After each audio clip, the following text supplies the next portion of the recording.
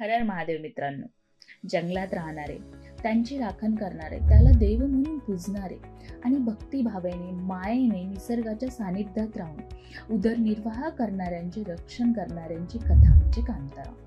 कांतारा म्हणजे काय? तर कांतारा म्हणजे जंगल. या जंगलात राहणारे गण म्हणजेच या गावचे राखणदार. या गणांची पूजा आधी झाडाखाली एखादा दगड ठेवून केली जायची, पण काळ बदलला, तशा प्रथा बदलल्या.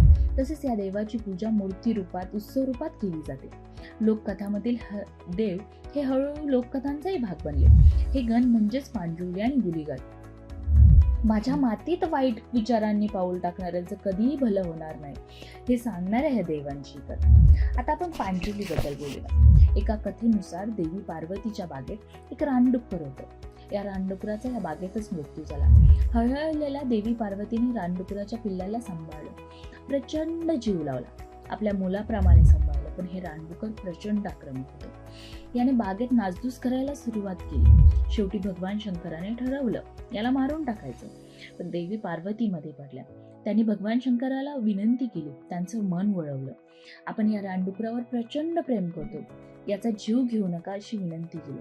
भगवान शंकराला आपलं मत बदलायला भाग पाडलं. शेवटी शंकराने रानडुकराला पृथ्वीवर पाठवलं. शेतीची, जमिनीची रक्षा करणाऱ्यांची जबाबदारी दिली. या बदल्यात गावकरी तुझी सेवा करतील असं सुद्धा वरदान दिलं. हे म्हणजेच पांडुरली देव. आता सांगते गुलीगाची लोककथा. देवी पार्वती भगवान शंकरासाठी भस्म आणतात. या भस्मात एक दगड असतो. भगवान शंकर तो दगड फेकून देतात. तो दगड वैकुंठात जाऊन पडतो. त्यातून गुलीगाचा जन्म होतो. तो सुद्धा प्रचंड आक्रमक असतो. शेवटी भगवान शंकर त्यालाही पृथ्वीवर पाठवतात. तो जे भेटेल ते खायला लागतो. शेवटी भगवान विष्णू त्याला वरदान देतात आणि आपला अंगठा कापून देतात. शेवटी गुलीगाची भूक भागते. असे म्हणतात की एकदा पांडुरली देव आणि गुलीगाचं प्रचंड युद्ध झालं. तेव्हा मात्र दुर्गेला त्यांच्यामध्ये यावं लागलं आणि तिने हे युद्ध थांबवलं. तसेच त्यांनी एकत्र राहावं असं देवीने आदेश दिला. निसर्गाशी माणसाला जोडून ठेवणाऱ्या या देवासाठी दैवकोला नावाचा सणही साजरा केला जातो.